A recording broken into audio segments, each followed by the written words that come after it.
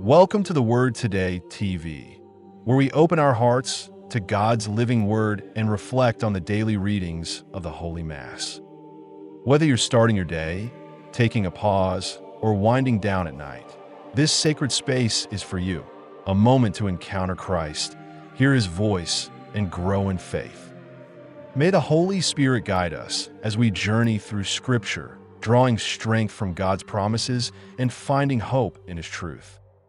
Let us begin today's reflection with open minds, humble hearts, and a spirit ready to receive.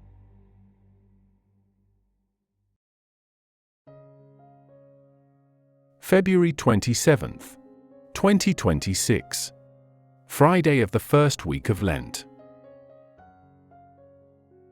Let us now listen to the Word of God. A reading from the book of the prophet Ezekiel. But if the impious will have turned away from all his sins, which he committed, and will have kept all my commandments, and will have acted in judgment and justice, he shall live, and he shall not die. None of the transgressions that he committed will be remembered against him. In his justice, which he has wrought, he shall live. Is it my will that the impious should die, says the Lord God, and not that he should turn back from his ways and live? But if the just will have turned himself away from his justice, and will have committed iniquity according to all the abominations which the impious man is accustomed to commit, shall he live? All his justices which he had done shall not be remembered. In the prevarication by which he has transgressed, and in the sin which he has committed, in them he shall die. And you have said, the way of the Lord is not equitable. Hear, then, O house of Israel. Is it my way that is not equitable, or rather are not your ways perverse? For when the just will have turned himself away from his justice, and will have committed iniquity, he shall die in them. For his injustice, which he has wrought, he shall die. And when the impious will have turned himself away from his impiety, which he has wrought, and will have acted in judgment and justice, he shall save his soul alive. Because he considered and turned himself away from all his iniquities, which he had committed, he shall certainly live, and he shall not die. The word of the Lord. Responsorial Psalm. The response is, If you, O Lord, mark iniquities, who can stand? Out of the depths I cry to you, O Lord. Lord, hear my voice. Let your ears be attentive to the sound of my plea. If you, O Lord, mark iniquities, who can stand? If you, O Lord, were to keep account of sins, Lord, who could stand? But with you there is forgiveness, that we may revere you. I trust in the Lord, my soul trusts in his word. If you, O Lord, mark iniquities, who can stand? My soul waits for the Lord more than watchmen wait for the morning, more than watchmen wait for the morning. Let Israel hope in the Lord. If you, O Lord, mark iniquities, who can stand? For with the Lord there is mercy and fullness of redemption. He will redeem Israel from all its sins. If you, O Lord, mark iniquities, who can stand? Verse before the Gospel. Cast away from you all the crimes you have committed, says the Lord, and make for yourselves a new heart and a new spirit. A reading from the Holy Gospel according to St. Matthew. For I tell you that unless your justice will have abounded more than that of the scribes and the Pharisees, you shall not enter into the kingdom of heaven. You have heard that it was said to the ancients, You shall not kill, and whoever will have killed shall be liable to judgment. But I say to you that everyone who is angry with his brother shall be liable to judgment. And whoever will have said to his brother, Raca, shall be liable to the council. And whoever will have said, You fool, shall be liable to the fires of hell.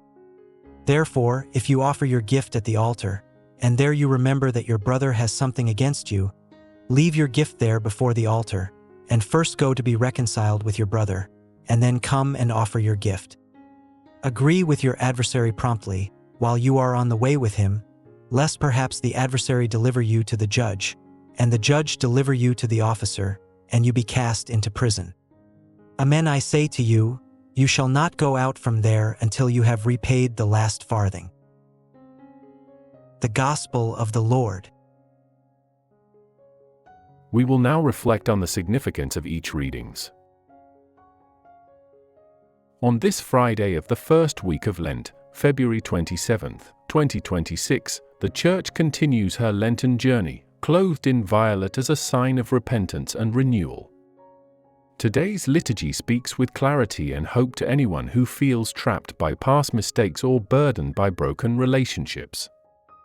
The message is simple, but demanding: conversion is real, mercy is available, and reconciliation matters. The first reading from the book of the prophet Ezekiel presents one of the clearest expressions of God's mercy in the Old Testament.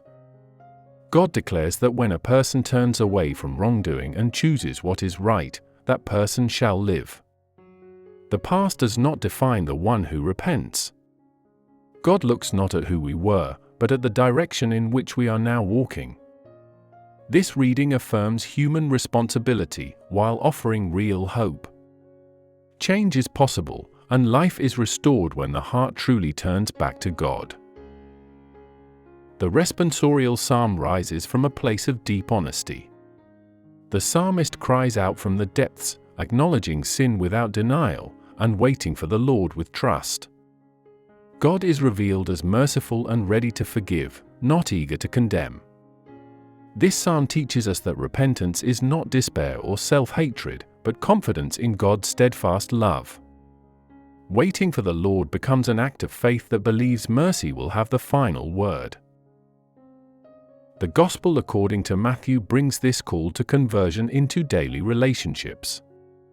Jesus teaches that righteousness goes beyond external observance of the law. Anger, resentment, and unresolved conflict matter deeply. Before approaching God in worship, Jesus calls his disciples to seek reconciliation with one another. This teaching reveals that faith cannot be separated from how we treat others. True worship is blocked when hearts remain hardened and relationships remain broken.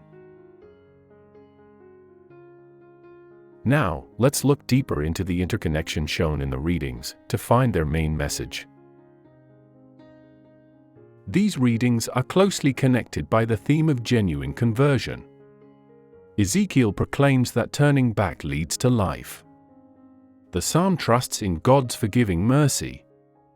The Gospel insists that reconciliation is an essential part of righteousness.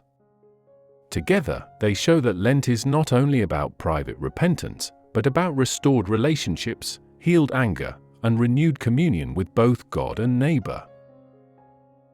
The central message of today's liturgy is both challenging and freeing. God does not imprison us in our past, but he does call us to real change. Repentance is not merely regret, but a turning that reshapes how we live and love. Lent invites us to choose life by choosing mercy, humility, and reconciliation. When we turn back to God with sincerity, he makes us new.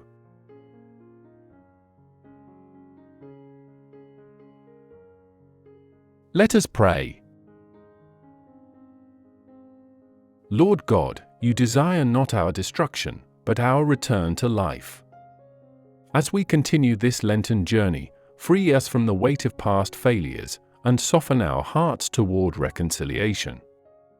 Heal our anger, restore what has been broken, and teach us to trust in your mercy. Create in us clean hearts and lead us into the fullness of life you promise. In Jesus' name, we pray. Amen.